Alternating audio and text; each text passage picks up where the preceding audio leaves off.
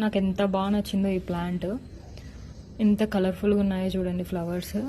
ఈ కలర్ అసలు యూనిక్గా అనిపిస్తుంది నాకు.